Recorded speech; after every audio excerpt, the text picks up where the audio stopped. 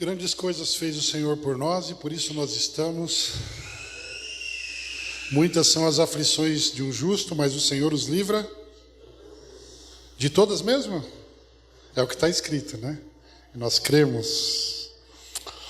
Irmãos, tendo pregado durante esse ano de 2024, expositivamente, o livro inteiro de Eclesiastes, e depois o propósito da Igreja Batista Consumado, e depois o livro inteiro de Colossenses, e depois a pequena carta de Paulo a Filemon, hoje nós começaremos a última série de 2024 na Igreja Batista Consumado, cujo título é Eu Sou, a identidade de Jesus no Evangelho de João.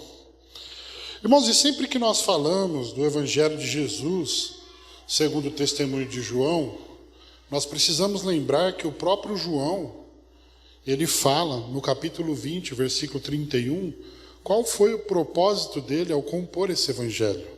Ele diz o seguinte: para que possais crer que Jesus Cristo, ou melhor, que Jesus é o Cristo, o Filho de Deus, e para que crendo tenhais vida em seu nome. E aqui é importante nós entendermos que nesse tempo, afirmar que alguém era filho de Deus era equivalente a afirmar que tal pessoa era Deus. Ou seja, o propósito de João, ao escrever o seu evangelho, é que as pessoas crescem na divindade de Jesus, e não somente crescem, mas tivesse vida, a vida que somente Jesus pode proporcionar. E essa é a beleza da riqueza de nós termos 4 evangelhos. Porque juntos, cada um deles vai trazer uma perspectiva diferente e uma faceta diferente a respeito da pessoa de Jesus. Por exemplo, Mateus apresenta Jesus como rei para os judeus. Marcos apresenta Jesus como servo para os romanos. Lucas apresenta Jesus como homem para os gregos. E João apresenta Jesus como Deus para o mundo. E é exatamente por isso que João registra no seu evangelho essas 7 declarações de Jesus, que começa com Eu Sou. E essa é a série que a gente está começando hoje. Qual que é a primeira? Eu sou o pão da vida. A segunda, eu sou a luz do mundo.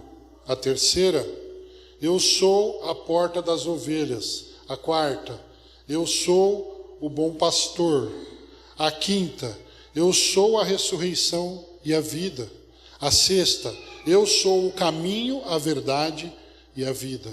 E a sétima, que vai coincidir com o nosso culto de Natal, é eu sou a videira verdadeira.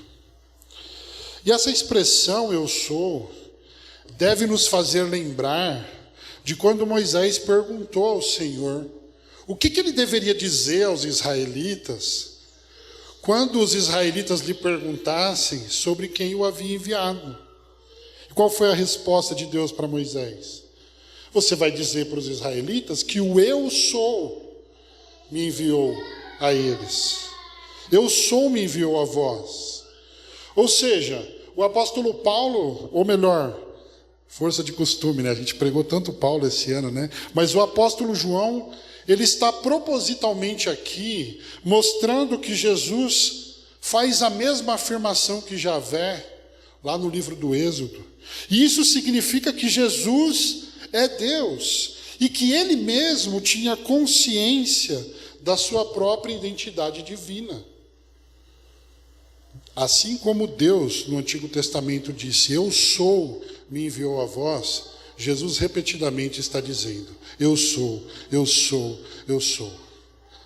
E na verdade nós vamos pregar esse 7, mas se nós tivéssemos um rigor até maior, tem outros eu sous no Evangelho de João. Tem um que olharam para Jesus e disseram, você não tem nem 50 anos, e você viu Abraão? E Jesus disse, antes que Abraão nascesse, eu sou. Irmãos, nesta série, a cada semana nós pregaremos então uma dessas 7 declarações de Jesus, até o culto de Natal que encerrará a série.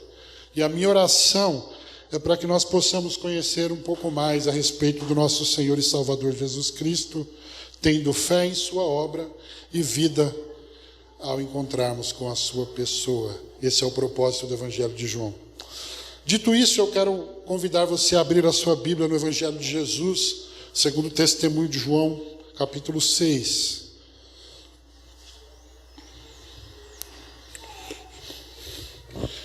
E um grande desafio de pregar no Evangelho de João é o tamanho das perícopes, o tamanho dos recortes.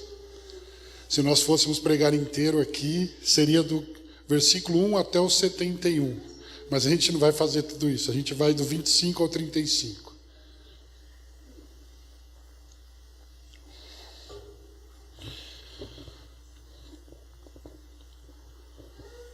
Evangelho de Jesus, segundo João, capítulo 6, versículos 25 a 35, a palavra do Senhor nos diz: ao encontrá-lo no outro lado do mar, perguntaram-lhe: Rabi, quando chegaste aqui? Jesus lhes respondeu: em verdade vos digo que me buscais, não porque vistes sinais, mas porque comestes o pão e ficastes satisfeitos. Trabalhai não pela comida que se acaba, mas pela comida que permanece para a vida eterna, a qual o Filho do Homem vos dará. Deus, o Pai, o aprovou, pondo nele o seu selo. E perguntaram-lhe, então: que faremos para realizar as obras de Deus?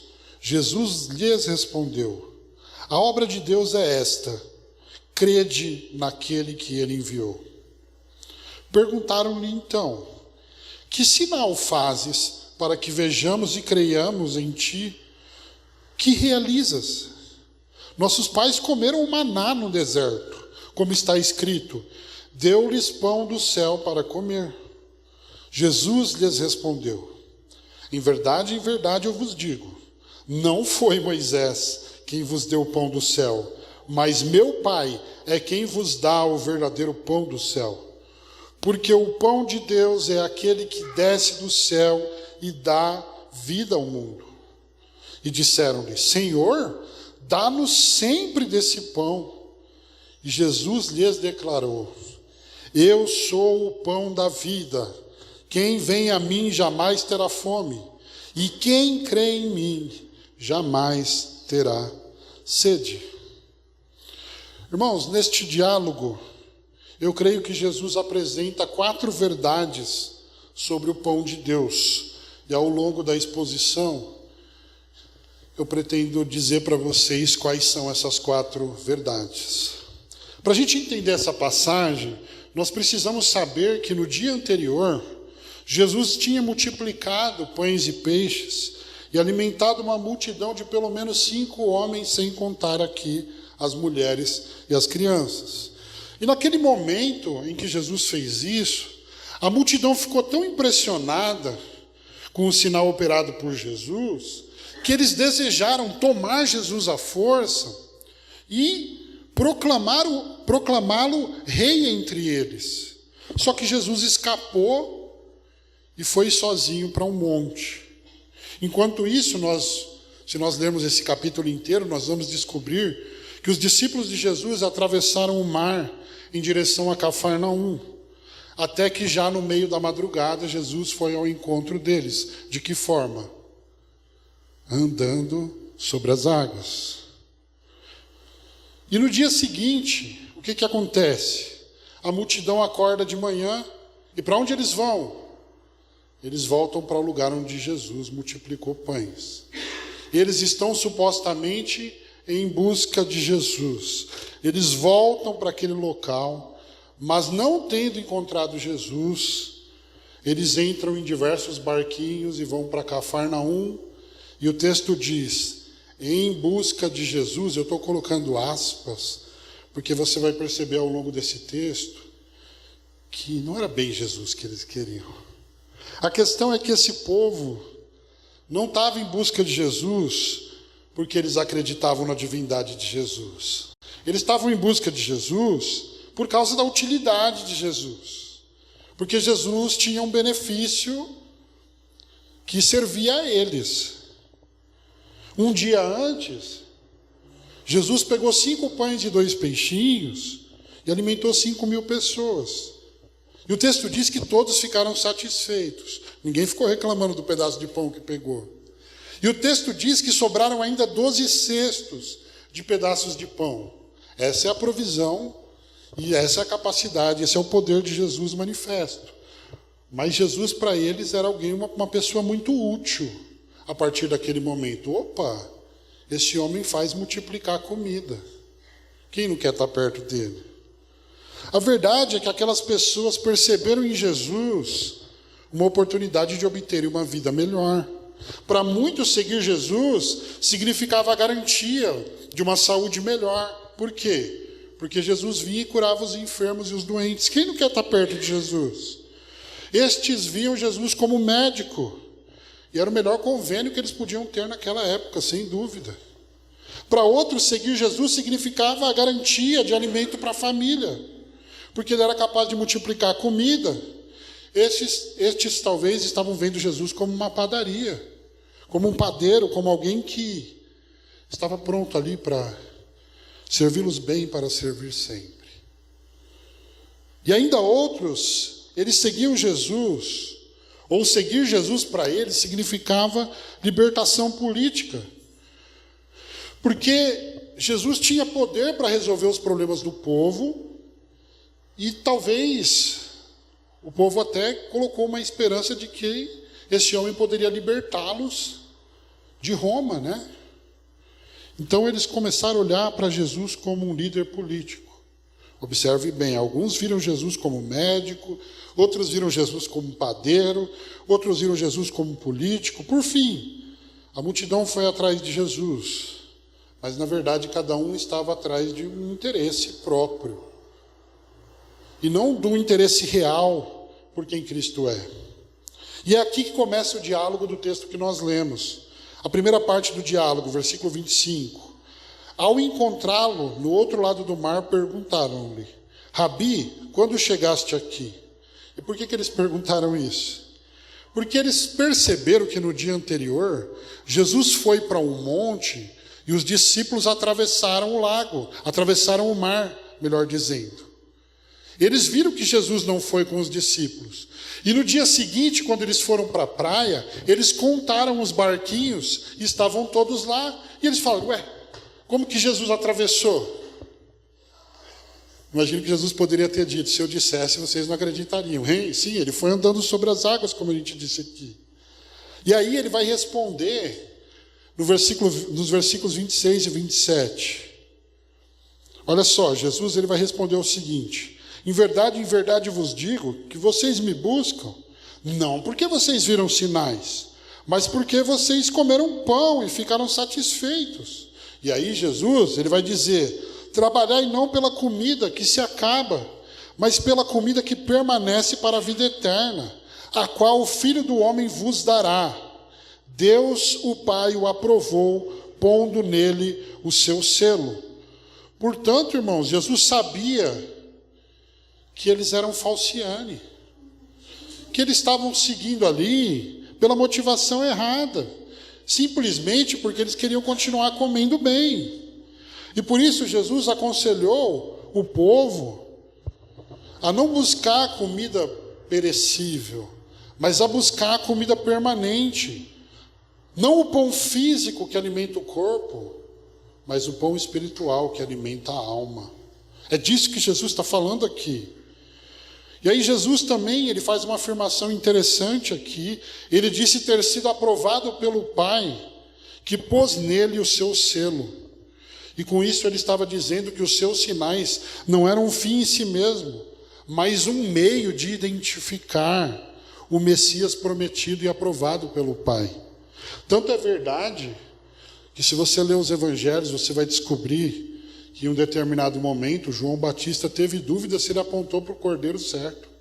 Por quê? Porque ele foi preso. E aí ele falou: ué, eu estou aqui preso, tem alguma coisa errada, eu acho que eu apontei para o cordeiro errado. Aí ele enviou os discípulos dele para perguntar para Jesus se ele era mesmo o Messias. Qual foi a resposta de Jesus? Ide, anunciai a João as coisas que vocês estão ouvindo e vendo. Os cegos veem, os coxos andam, os leprosos são limpos e os surdos ouvem. Os mortos são ressuscitados e aos pobres é anunciado o Evangelho. Jesus está dizendo, você quer saber se eu sou o Messias? Olha para os sinais que eu opero. Gente, os sinais não eram um fim em si mesmo. Os sinais não eram para encher a barriga da multidão. Os sinais não eram para o coxo ficar todo feliz e falar, nossa, eu não sou mais coxo. Tá, não tinha problema celebrar. A questão é, esses sinais estavam dizendo algo sobre quem Jesus é. Eles estavam confirmando que Jesus é o Messias prometido e esperado pelos judeus. E aqui, no que Jesus diz, a multidão, nós chegamos à primeira verdade. Eu disse que eu diria 4 verdades sobre o pão de Deus nesse texto. A primeira verdade é, o pão de Deus é espiritual e não físico. O pão de Deus não é pão sovado, não é pão de ló, não é pão de frios, não é nem um pão físico. O pão de Deus é um pão espiritual. É como se Jesus dissesse, ei, eu realmente tenho um pão para dar para vocês, mas não é esse que vocês estão imaginando. Eu não estou falando do pão que vocês comem todos os dias, eu estou falando do pão de Deus. E o problema da multidão, irmãos, é que ela não conseguia perceber a sua própria necessidade. A multidão achava que ela precisava de saúde, achava que ela precisava de comida, achava que ela precisava de representação política, mas Jesus sabia muito bem que o que essa multidão precisava era do perdão dos pecados dela. A multidão achava que eles precisavam de um médico, que eles precisavam de um padeiro, de um assistente social, de um líder político, de um rei. Mas Jesus sabia que, na verdade, eles precisavam de um Salvador. A multidão achava que ela precisava de soluções passageiras para esta vida. Mas Jesus sabia que a necessidade da multidão só poderia ser suprida com algo eterno. E aí vem a segunda parte do diálogo, versículo 28. Perguntaram-lhe então, que faremos para realizar as obras de Deus? Quer dizer, Jesus tinha falado sobre trabalhar pela comida que permanece para a vida eterna. E aí a multidão entendeu que eles precisavam fazer alguma coisa para receber esse pão.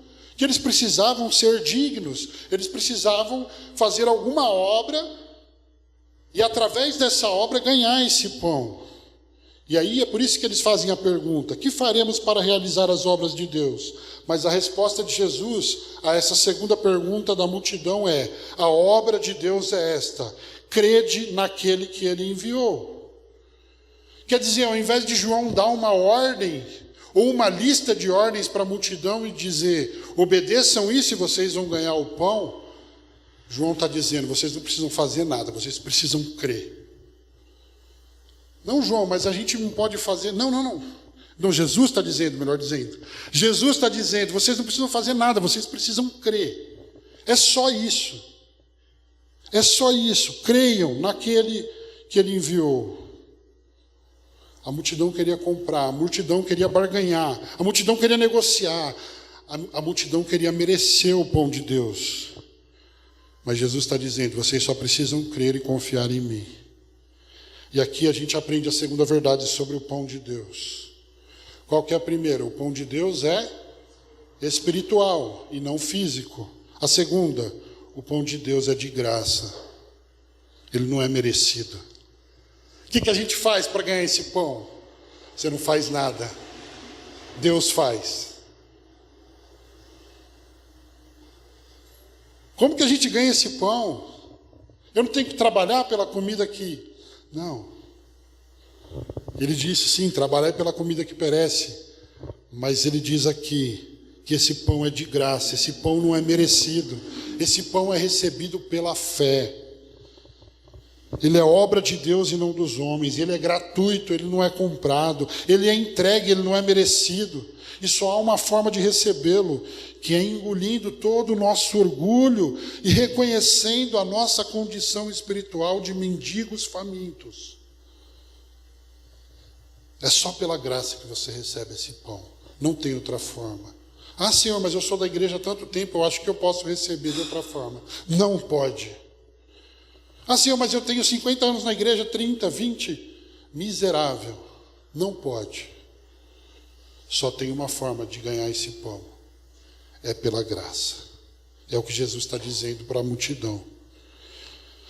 Aí nós entramos na terceira parte do diálogo, versículos 30 e 31.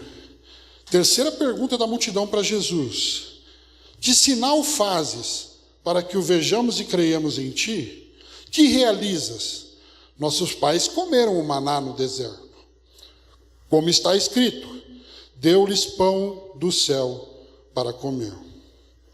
Irmãos, nesse ponto aqui é importante nós entendermos que os judeus tinham Moisés numa conta muito alta, a ponto de dizerem que foi Moisés quem deu o pão do céu para o povo no deserto. Nessa terceira pergunta eles disseram: olha, o que você vai fazer de sinal para a gente crer?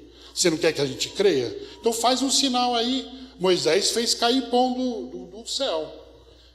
E pelo menos ao que o texto sugere, eles estavam esperando que Jesus fizesse o mesmo sinal ali para provar que ele era digno de confiança, que eles deveriam de fato crer nele. Faz um sinal. Se nós vermos, aí nós vamos crer. Beleza. Vai, cadê o pão do céu? Manda o pão do céu. É isso que o povo está fazendo aqui. Eles estão esperando a chuva de pão do céu. Qual que é a resposta de Jesus? Versículos 32 e 36. Em verdade eu vos digo, que não foi Moisés quem vos deu o pão do céu, mas foi o meu Pai. E é o meu Pai quem vos dá o verdadeiro pão do céu. Porque o pão de Deus é aquele que desce do céu e dá a vida ao mundo. E aqui nós temos uma terceira aprendizagem. Quais são as duas primeiras? O pão de Deus é espiritual e não físico. Segundo, o pão de Deus é de graça e não merecido. Terceira, o pão de Deus vem do Pai e não de Moisés. O povo está falando, veio de Moisés. E Jesus está falando, não, veio do meu Pai. Não veio de Moisés. E aí vem a última parte do diálogo, versículo 34. E disseram-lhe: Senhor, dá-nos sempre desse pão. Até que enfim, pararam de fazer perguntas e disseram: nós queremos esse pão. Só que, gente, pela forma que eles estão dizendo aqui, e pelo desafio do versículo anterior, nós podemos ter certeza de que eles ainda estão pensando que vai cair um pão do céu. Vai, dá-nos sempre desse pão, nós queremos, manda. Eles ainda estão pensando que o pão é físico. Mas agora, de uma vez por todas, e para que não fique mais nenhum mal entendido, Jesus fala expressamente no versículo 35: eu sou o pão da vida, e quem vem a mim jamais terá fome, e quem crê em mim jamais terá sede. No versículo 49 ele vai dizer: sim, os vossos pais comeram o maná do deserto, mas eles morreram. E aí ele vai dizer no 51, mas eu sou o pão vivo que desceu do céu, se alguém comer deste pão, viverá para sempre. Vocês estão falando de Moisés, vocês estão falando do maná, mas quem comeu aquele pão morreu. E agora eu estou falando de outro pão. Quem comer deste pão não vai morrer, quem comer deste pão vai viver. E ao dizer repetidamente aqui, eu sou, nesses versículos eu sou, Jesus está dizendo nas entrelinhas, eu não sou médico, eu não sou curandeiro, eu não sou padeiro, eu não sou político, eu sou Deus, é o que ele está dizendo aqui. Quando nós esperamos de Jesus que ele seja um padeiro, que ele seja um psicólogo, que ele seja um coach, nós estamos diminuindo Jesus, porque ele é Deus, ele é muito maior do que as nossas expectativas são capazes de projetar nele. Ele é maior. Jesus está aqui, eu sou. Olha para Êxodo, Jesus está dizendo, eu não sou curandeiro, eu não vim aqui para tornar a sua vida melhor. Eu sou o Salvador do mundo. Eu não vim aqui para resolver seus problemas dessa vida. Eu vim aqui para resolver seu maior problema, que é o pecado.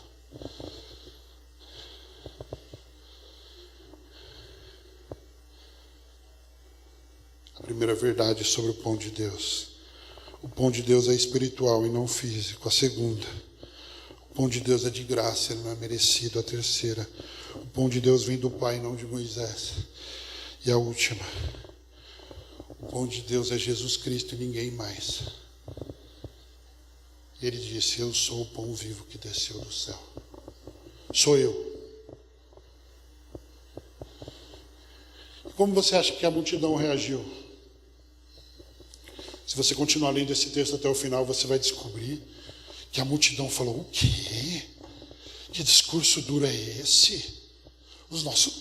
Ele disse que os nossos pais comeram do pão que Moisés deu, mas eles morreram. Como ele diz uma coisa dessa? Duro é esse discurso, quem pode ouvi-lo? E aí a Bíblia diz que eles começaram a se retirar e ir embora.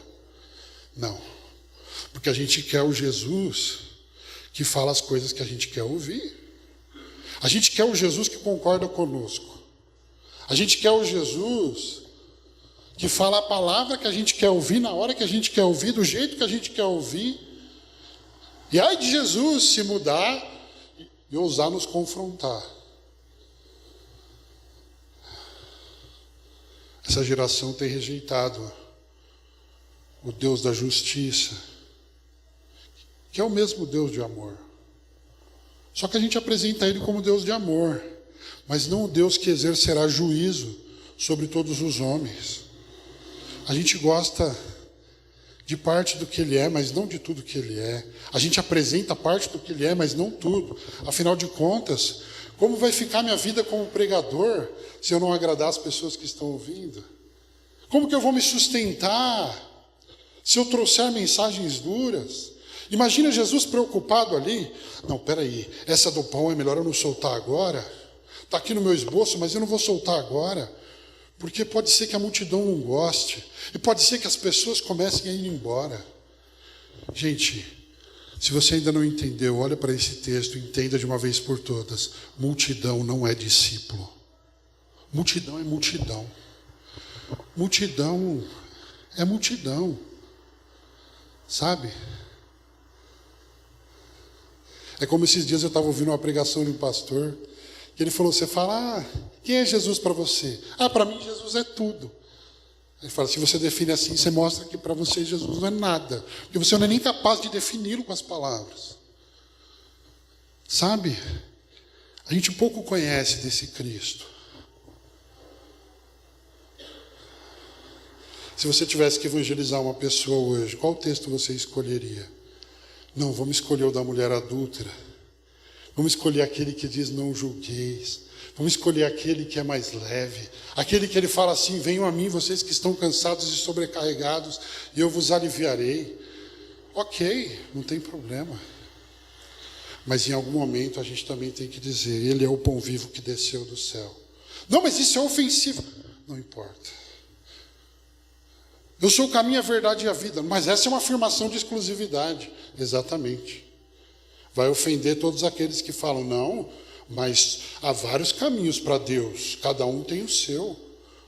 O caminho do macumbeiro está certo. O do espírita está certo. O de não sei quem está certo. O do católico está certo. É tudo o mesmo Deus. Jesus disse, eu sou o caminho, eu sou a verdade e a vida. Jesus é exclusivo. Ponto. A gente não vai escolher esse texto. Aí a multidão começa a ir embora. Você consegue imaginar Jesus preocupado? Nossa, eu acho que eu peguei pesado no esboço da mensagem. Nossa, a multidão está indo embora. Peraí, gente, peraí. Deus tem vitória para você hoje. Sabe o que Jesus faz? A multidão está indo embora. Porque o Jesus que multiplica pão, eles querem. Agora o Jesus que os repreende com a palavra, e a gente viu na quarta-feira que da boca dele sai uma espada de 2 gumes que corta dos 2 lados. Esse aí a multidão falou, não, eu não quero ter parte com ele, foram embora. Aí é nesse momento que Jesus olha para os 12 e fala, vocês não querem aproveitar o fluxo?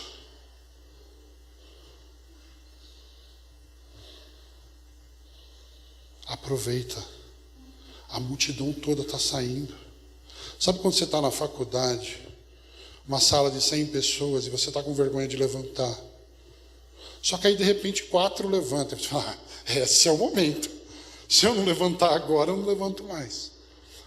Esse era o momento. Jesus falou, tem uma multidão indo embora, só está ficando 12. Imagina isso no Instagram. Jesus tem 4.000 seguidores. E aí ele começa a fazer umas postagens que são tão duras, que aí o pessoal começa a parar de seguir Jesus. Daqui a pouco só fica 12. Tenho certeza que todos vocês que estão aqui têm mais do que 12 seguidores. Jesus, você conseguiu esvaziar e ficar só com 12? O que aconteceu com Jesus? Senhor, o Senhor trouxe uma pregação que esvaziou a igreja. Se Jesus faz isso, imagina os pregadores de hoje. Aí você fica preocupado. O que aconteceu com Jesus nesse dia? Ele não preparou um bom sermão. Tem alguma coisa errada com o sermão de Jesus? Porque a gente sempre coloca no sermão de Jesus o problema. Não, a gente é perfeito. O problema está no sermão de Jesus, com certeza. O problema pode estar em Jesus, né? Não é isso que os pregadores estão dizendo hoje?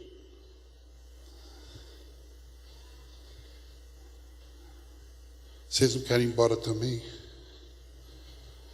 Aí o texto diz que Pedro fala assim, Senhor,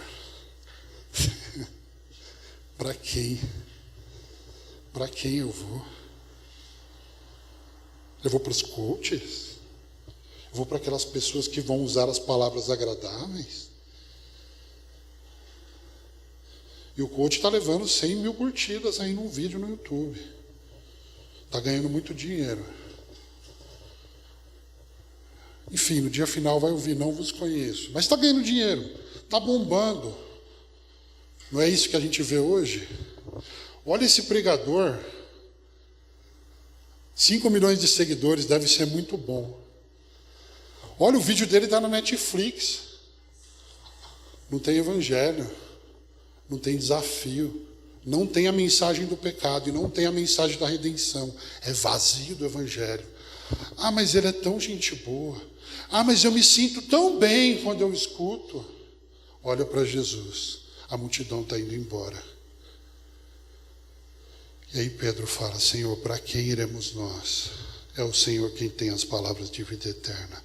Daqui não saio, daqui ninguém me tira. O Senhor pode concordar comigo, pode discordar, pode me confrontar. Eu não quero que a mensagem de Jesus seja adaptada em mim, a mim. Eu que tenho que me adaptar à mensagem de Jesus. O processo de santificação é isso, irmãos.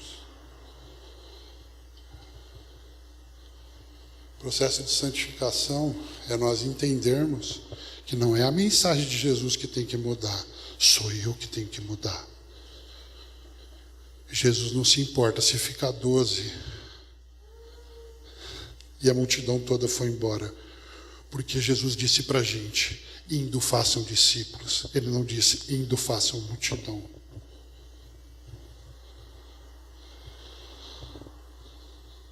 Os pastores entenderam errado, eles estão fazendo multidão.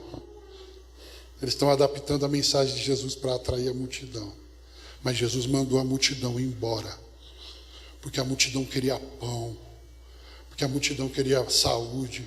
Porque a multidão queria dinheiro. Porque a multidão queria coisas dessa vida. E aí Jesus vai dizer o seguinte, quem quiser ficar comigo, entende só uma coisa. Esses sinais é para mostrar que eu sou o Messias. Mas o pão que vocês vão ter todo dia não vai cair do céu. O pão sou eu. Eu sou o pão vivo que desceu do céu. E esse mesmo Jesus foi quem disse que o homem não vive só de pão, mas ele vive de toda a palavra que procede da boca de Deus. Sabe que a gente usa uma frase bastante? Tem um ditado que diz assim, que o saco vazio não para em pé. E eu creio que esse é o motivo que nós nos alimentamos todos os dias. Alguém aqui deixa de se alimentar algum dia? Bom, enfim, talvez você tire um dia de jejum, ok. Mas isso é verdade. Se você não comer, você não fica em pé, você começa a passar mal. Alguns em meia hora já está roxo. Alguns tomam café às 9, quando dá 10h30 já está querendo assaltar a geladeira de novo. Talvez eu esteja... Não, deixa. O cara está falando dos outros, né? E você fala, eu acho que ele está falando dele.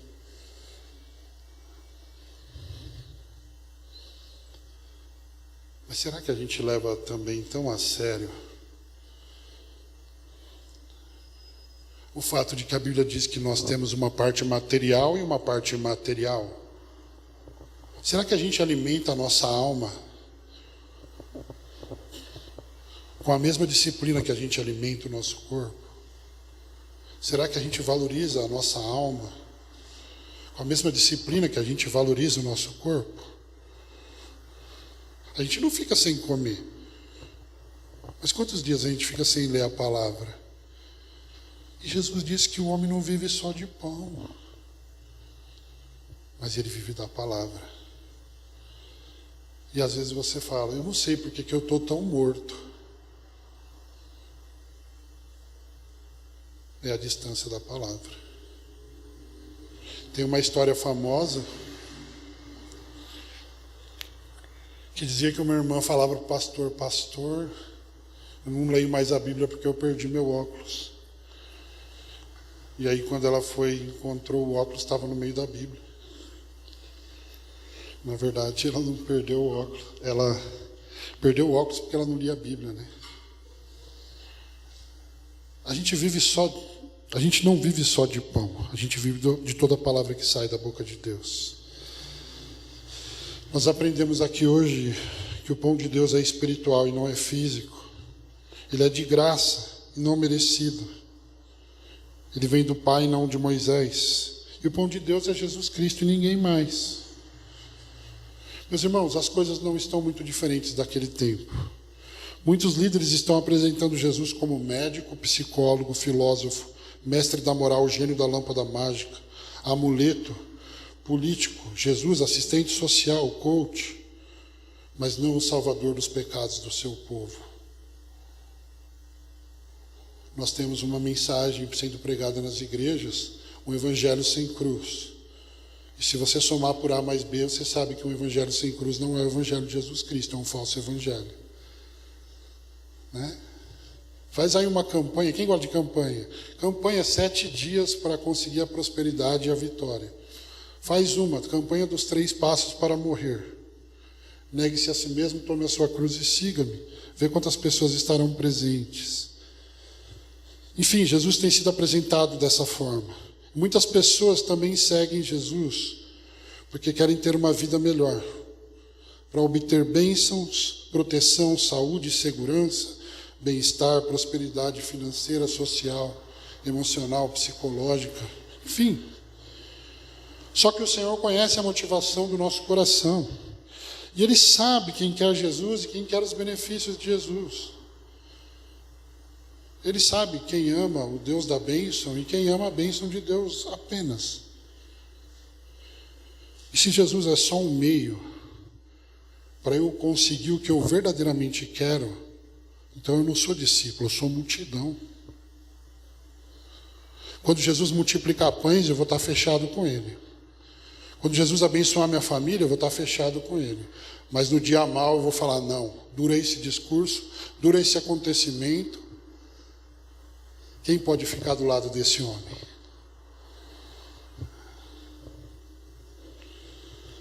O verdadeiro discípulo, ele tem Jesus como um fim, não como um meio. E se Jesus é a finalidade das nossas vidas, se a nossa vida é para a glória dele, aconteça o que acontecer, nós estamos fechados com Ele. O discurso é duro, nós estamos com Ele. O discurso é leve, é a admoestação, nós estamos com Ele. É o conforto, nós estamos com Ele. É a tribulação, nós estamos com Ele. É a bonança, nós estamos com Ele.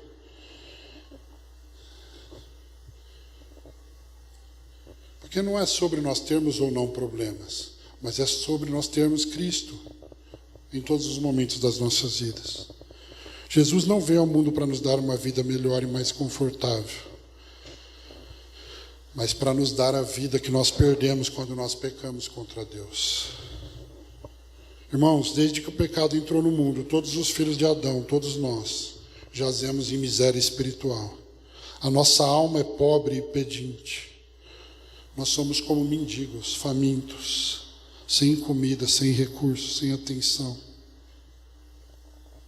Mas um dia,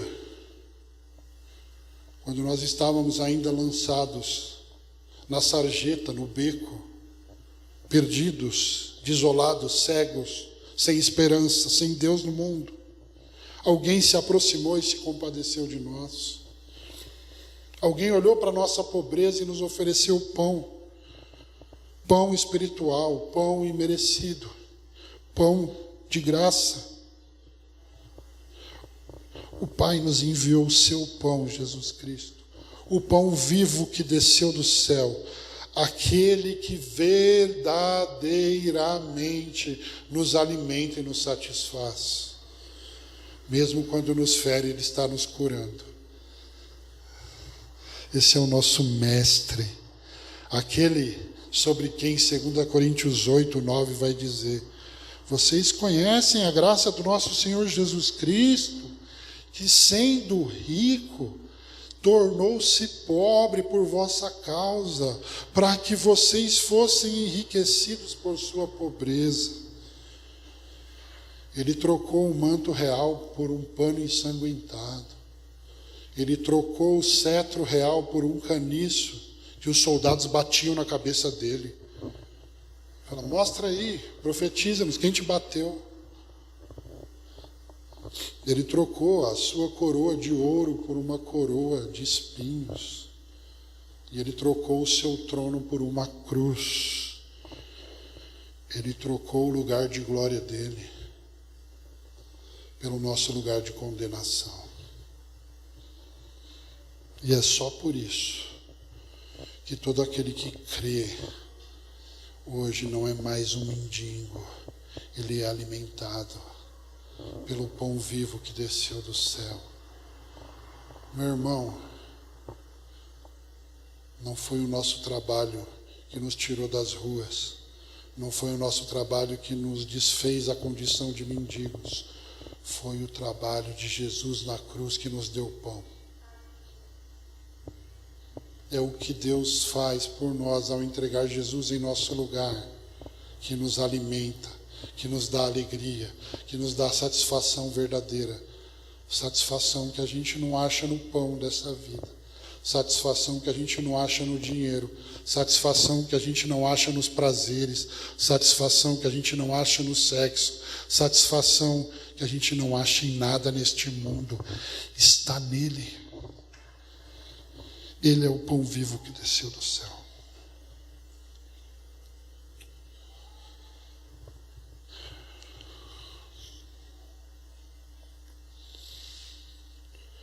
Pai, obrigado.